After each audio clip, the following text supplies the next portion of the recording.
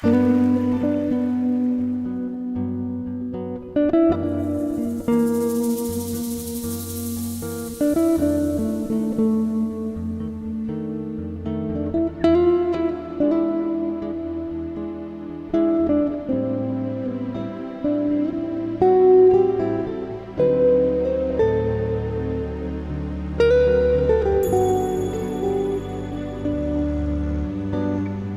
we can now look for one more angle on cryonics. It's an angle that we've heard a little bit about, which is how to improve its marketing so that more people are prepared to think about it and engage. And to discuss that, I want to invite up to the stage Paul Spiegel. Paul, yes, I see you coming. And Paul has a different background again. He is involved in many initiatives and projects, some with a legal background and some using many other parts of his brain. So Paul, tell us about better marketing for a modern society in 20 minutes or less. 20 minutes or less? Yes. All right. Do we have a presenter somewhere? Excellent. Thank you. Hi, my name is Paul Spiegel. I am a different perspective. I'm mostly an attorney. I've been involved in transhumanism and life extension for many years. And among other things, I also do sideline in marketing. One of the things that's occurred to me about cryonics is that it's been marketed in terms of science. It's been marketed as a scientific technique to preserve life. But there's a disconnect, as Ramon and especially Alba pointed out, between that fundamental science and the perceptions of the market. Which see things very differently. So when I was asked to give a talk here at this function, I thought about how to connect the existing perceptions of the public with the future-looking things that we're doing as transhumanists with regard to cryonics. And I came up with the concept of a better marketing system for cryonics. Oh, there we go. We all know what cryopreservation is. I'm not going to waste too much time with that. But because we know what this is, it's incumbent upon us as transhumanists to be evangelists, to help other people to understand what's going on. We have in the cryopreservation industry a very promising industry which needs to be portrayed as being in the public's interest as is presently understood. Now, as things are presently understood, we take people when they die and we preserve them or we store them or we dispose of them. And cryonics is rather like that. It is a method, a viable method of storing or disposing of physical remains after death, however that's defined. We may not like to talk about it this way, but this is how the public sees it.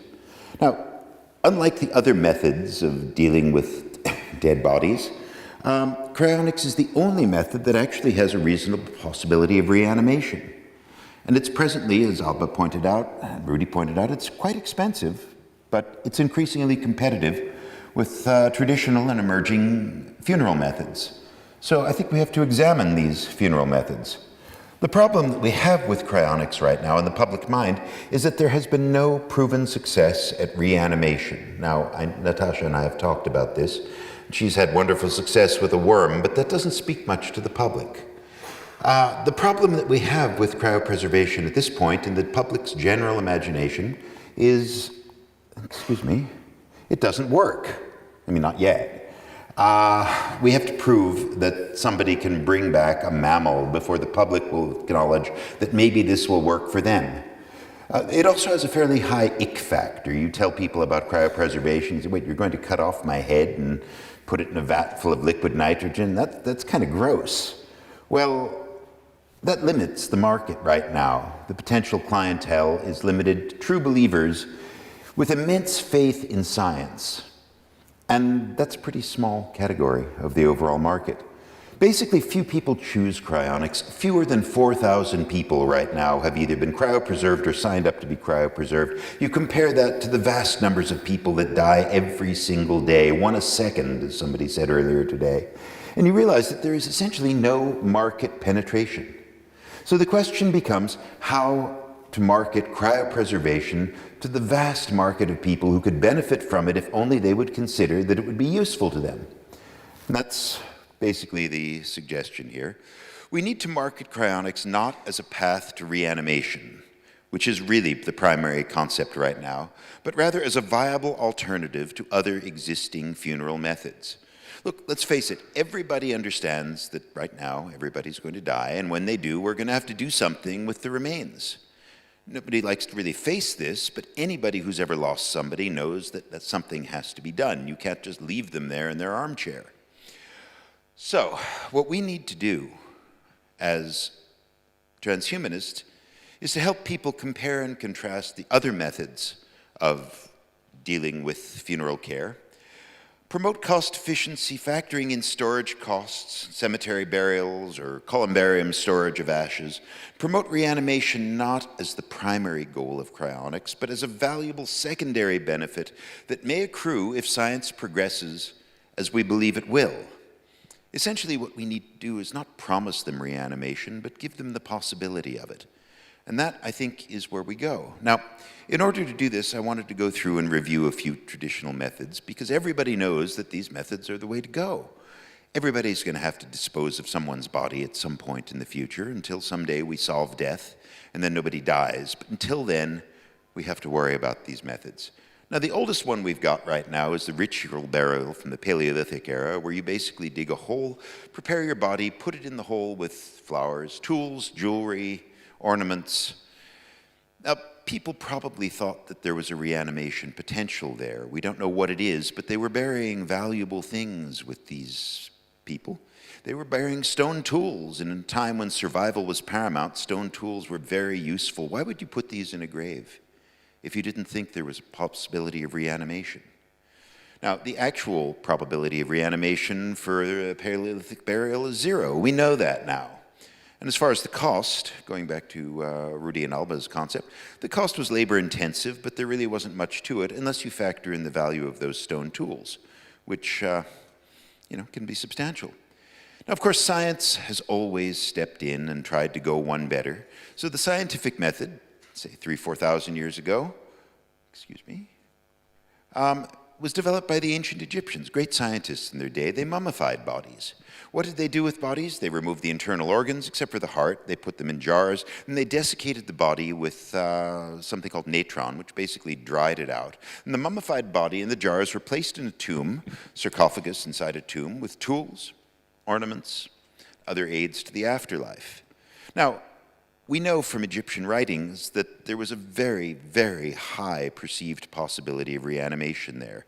Indeed, there's a direct correlation, according to the Egyptians, between the cost of your mummification and the probability of a successful entry into the afterlife. Look at King Tut, for example. The cost of his mummification and entombment was vast, even relative to the standards of his day. If somebody else had been mummified without that kind of production, perhaps his reanimation probability would have been lower. But we know that the actual reanimation probability, no matter what faith the Egyptians put into it, was still 0. And as far as the cost, well, King Tut's tomb is legendary. Now, there's a cheaper way to go. It's still in use right now. It's called sky burial. The Tibetans and other people living in the Himalayas do it. It's very simple. It's very basic. It's predicated on the idea that the soul leaves the body. So you take the body out, you put it on a hillside, and you leave it out there to be eaten by vultures. Yes. Now the cost of this is modest. You have to drag your body out there to be eaten by vultures. The reanimation probability, as you may probably guess, is also 0.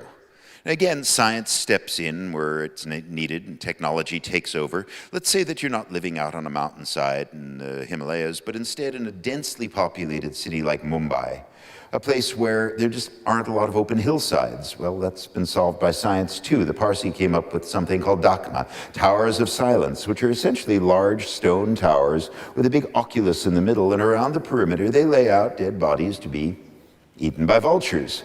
Again, the cost is fairly nominal once you've built the dakma, and they last a long time, being solid stone structures. The reanimation probability, again, is 0. Now let's go into modern methods. Remember, these are the ones that people consider today. The people that we look at and say, well, you want to do cryopreservation? That's fine. Here are your other options. And the first option that we know about, this is the big one, is cemetery burial. And very much like cryopreservation, the methodology is kind of fundamental. You drain the blood and you replace it with fluid. The difference is instead of a cryoprotectant fluid, you replace it with embalming fluid, which is in theory is supposed to preserve the body, but in practice only does so for about 20 years. Then the body is placed in a casket and it's buried, where after 20 years or so, it starts to decompose, no matter what people might want to think. They don't like to think about that, but that's how it works. The reanimation probability, of course, is 0. And the cost, well, in the United States, the average cost of a cemetery burial, somewhere between $6,000 and $14,000. That seems very cheap compared to cryonics. However, the real cost can be a lot higher. Princess Diana's funeral cost $11.8 million US. Compare that to $200,000 for an Alcor preservation, it's starting to look cheap. The Pope, John Paul II, 11.6, just slightly under that of the princess. Now, these are public affairs, we get that. Margaret Thatcher's funeral cost $5.3 million. Michael Jackson, though, a garden variety rock star, a popular one, certainly, his funeral was $1 million. And we figured the price of cryopreservation at Alcor to be $200,000. Okay, it's a bargain compared to a rock star's funeral. It's there to be considered.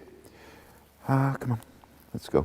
Cheaper version is burial at sea. If you happen to have the good luck or the bad luck to die on a ship and there's no place to store your body to bring it back, burial at sea is simple. They put the body into a sack, they weight the bottom of it, or they put it in a perforated casket, and they drop it over the edge so the body can be consumed by sea life. It's elegant, it's very much like a sky burial in its way. The cost is negligible, assuming you have a boat and sack and some weights, and of course the reanimation probability, again, you're guessing this now, is 0. There's cremation. This is the one that everybody thinks of as kind of the clean modern method. Cremation is even simpler. You take a body, you put it in an oven, you heat it up to nearly 1,000 degrees Celsius until everything burns away except the bones and whatever metallic structures might have been put in by surgery. Then you take these out, you grind them up in a machine, you put them in a bag, you call them ashes, and you give them to the next of kin to do with what they please. Usually they put it in an urn and they store it somewhere. The cost depends really on the cost of storage. Urns can be made out of solid gold if you want them to be, and that raises the price a lot. But basically, you're put in your urn and you're left somewhere, either on the mantelpiece or in something called a columbarium, which is essentially a mausoleum for ashes. We know what the cost is. We also know what the reanimation probability is. That's, again, 0. So now we go to emerging methods, and this is where it kind of gets cute. The emerging methods suggest that people have been dissatisfied with the existing methods, but they don't quite know where to go with them. One of the most interesting emergent methods is actually an old one. It's called green burial. You dig a hole, you put the body into it, and you leave it there. That's not legal in most parts of the United States. In fact, it's not legal in a lot of places because we can't just allow people to go digging holes and burying bodies. It sounds like the sort of thing that the mob does after they've assassinated somebody. So you'll notice that the picture that we're using here is actually from Rwanda, where apparently it's more common. A green burial is fairly simple. It's fairly cheap, and mostly the cost involves the price of the plot where you put the body. It's about $2,000 to $3,000, according to the Green Burial Council. Most people don't go that route. They like something similar. There's something called a tree burial, and in a tree burial, the body is put into a biodegradable pod with soil. A sapling of a tree is planted in the top. It's all put into the ground, and the decomposing body feeds the tree. A lot of people like that idea. But so far, nobody's actually done this for a whole body. They have done it for ashes. There's something called a pod urn. The cost of the pod urn is about $500. The cost of the pod casket is not yet available. It's still theoretical, and the reanimation probability for this lovely method of planting trees is still 0. So we get to one more modern method, alkaline hydrolysis. This has a huge ick factor attached to it. You take a body, you put it into a pressurized vessel with a 50-50 solution of lye and water, and you hydrolyze the flesh and all the soft tissue. Essentially, it means you liquefy it, and then you wash it down the drain. You're left with bones, you're left with whatever metallic bits are in there. I happen to have a lot of metal in my body for various reasons. The cost is not very high, it's about $2,400, and the reanimation probability, of course, is still 0. So now we get to our methods, cryopreservation. Think of it not as a way of bringing people back, but as a scientific method of funeral care, one that, as we've said, has not the promise of reanimation, but the possibility. Now, cryopreservation has a methodology very much similar to the others. You drain the blood, you replace it with a solution. The difference is this is a cryoprotectant solution that allows for vitrification of the cells and hopefully for reanimation. The body's put into a container that's stored in liquid nitrogen at something near 200 degrees below 0 Celsius. Now, the reanimation probability here is an interesting one. As we pointed out before, nobody has ever reanimated a mammal. We've reanimated worms. That does not speak to the public. So the perceived reanimation probability is highly user-dependent. I'm sorry for the slide here. But most of us think that reanimation probability is high, and every day that science advances, the reanimation probability becomes higher still. Most of us in this room would say it's almost a given, but none of us will say it's a certainty. We can't. It hasn't been shown to be true, and the empiricists among us know that until there's proof, you just have to work on theory. The actual probability, we don't know yet, but I defy anybody in this room to say it's 0. Now, we have the cost, and this is what hangs people up. This is what Alba and Rudy were discussing. $200,000 is a lot of money to a lot of people, but not if you look at it next to the cost of, let's say, long-term health care, or even short-term health care. It costs hundreds of thousands of dollars to fight cancer. Trust me, I know that. Heart disease, a heart transplant isn't cheap either. $200,000 to preserve your body and solve what's wrong with you, possibly bring yourself back from what we consider to be the dead. It's not as expensive as it sounds. It is expensive relative to digging a hole and throwing a body into it, but that's not what we're doing. Now we have Alcor at $200,000, Cryonics Institute about $35,000, Cryonics at $36,000. TransTime, a new company coming up in the San Francisco Bay Area, for about $150,000. And then the Yinfeng Biological Sciences Institute, which we have no data available, but they say they're opening up in China, and presumably they will be cost competitive. There are other organizations as well, and more are coming up all the time. And what we need to do is figure out a way to make the market for these organizations larger than the 4,000 people worldwide who are presently considered to be cryonics candidates or actually preserved as in cryonics. Now, we have the costs here, and the costs on a graph are substantial. But there is still one difference, and that is that cryonics has the possibility of reanimation. So is there a difference between what we're doing and what's been done? Well, you'll have to ask yourself, what's the fundamental difference between the sarcophagus of Tutankhamun and the beautiful stainless steel vessels of Alcor, and of course everything in the middle, urns and coffins?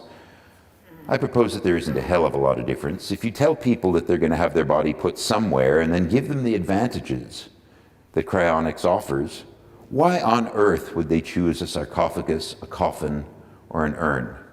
But it's up to us to help them understand that, otherwise they never will. They'll go with the cheap route and accept the fact that the probability of reanimation is 0. So what we need is a new marketing strategy. We need to acknowledge cryopreservation as much as it is a science, as much as it is a very promising new technology. We need to jump the technological gap and bring it back to what people understand. And that is a method of funeral. It's a valid funeral method. It's a way of dealing with a body. Oh, it's a better way of dealing with a body. We know that, but they don't. And this is our job. We have to understand the alternatives. We need to address the ick factor. For those of you that don't know English slang, ick is that sort of disgusted feeling that you get when you see something distasteful. For instance, somebody says, we're going to cut off your head and fill it with cryopreservation fluid. Ick. We're going to put you in an oven and roast you at 1,000 degrees Celsius until you basically disintegrate. Ick. Everything has an ick factor. So we have to basically acknowledge that this is the case and then wipe out the ick factor so that people can compare prices, they can compare methods, and they can compare results. Cryonics is the only one that has a result that people would consider to be positive. We emphasize the reanimation probability not as the primary goal, but as a valuable, perhaps even an essential secondary consideration to people whose requirement right now is we do something with Grandma who died last week. They have to do something with her. If we can get them a few months in advance, they can do something valuable with her rather than just disposing of her. And this is the one thing that they can do for Grandma that might actually bring Grandma back. Now, once cryopreservation is viewed on a level playing field, once it's understood to be functionally comparable to every other method at somebody's disposal, in a situation where they're going to have to choose one, then cryonics becomes something that looks like it might be worth choosing. Right now, it is only that way to those of us who have immense faith in science, and I might say, fairly large resources, because we understand. But there's a whole world out there that doesn't, and it's up to us to help them do that. So, when we come up with something like cryopreservation, people will always rebel. This is a lovely quote on the radio a few weeks ago by John Troyer. He's the director of the Centre for Death and Society at the University of Bath in the UK. There is a Centre for Death and Society. It's interesting enough. He says there's always a knee-jerk reaction, a response that says that any new method of disposing of a dead body, and in the public mind that's what cryonics is, that any new method of disposing of a dead body will automatically be rejected, and you get a kind of a moral panic at times about that. Now, this is a real Luddite view. It is so conservative, and it's so old-fashioned. You know, what's good enough for my parents was good enough for me. It's been this way for 1,000 years or 100,000 years, and that's all we need. It brings to mind an old American gospel song from the 19th century, when technology was something very different. If you think about this song, and you replace a couple of words, and forgive me, but the word that they use is religion. If you replace that with cremation or embalming, you get a sense of what we're talking about. I don't know if this will come up or not. I guess it won't. Okay. The song is Give Me That Old Time Religion, and the song goes, it was good enough for my father, it was good enough for my mother, it was good enough for my father, it was good enough for my brother, and it's good enough for me. And it's an old, give me that old time religion, give me that old time religion, give me that old time cremation, it's good enough for me. It's not good enough for me, and it's not good enough for us, and it's not good enough for the world, and it's up to us to show people why that is the case. That's what we do as transhumanists. We can sit in laboratories, we can sit in offices, we can write articles, or we can help the world to understand that what we offer is better than what came before. So that's what we do. And what we need to do here is to get rid of the ick factor. We compare burial, ick, hole in the ground. We compare cremation, ick. We compare alkaline hydrolysis, ick. And then we go out and we get rid of the ick factor. So what we're left with is all earlier methods versus cryopreservation. They all have an ick factor. Trust me, they do. But there's only one that actually offers you more. Cryopreservation can be viewed as the science of funeral care. In that respect, I came up with a lovely little slogan. Cryopreservation is not a promise, it's a possibility. And that's what we need to offer people. As transhumanists, this is part of our goal. I encourage you all to get out there and consider that. Now, I just want to thank a couple of people here. I have my valuable staff, Brianna Azevedo, who helped me to make this thing. I had Steve Garin and Natasha Vita-Moore from a couple of cryonics institutes that gave me some valuable advice and told me I wasn't insane to take this tack. Appreciate that very much. I also want to acknowledge a bit of collaboration with Deborah Vanderhoek and Eden Life Centers at Bali. I didn't have time to get them into the slide. They gave me some great perspective on this. And then some companies, Libertas Biomedical, the International Longevity Alliance, the American Longevity Alliance, and the Life Extension Advocacy Foundation, who support all kinds of things that help people to live longer and better lives, as do we all. So I wanted to thank you for your time. Thank you. That wasn't too weird. Thank you very much, Paul Spiegel.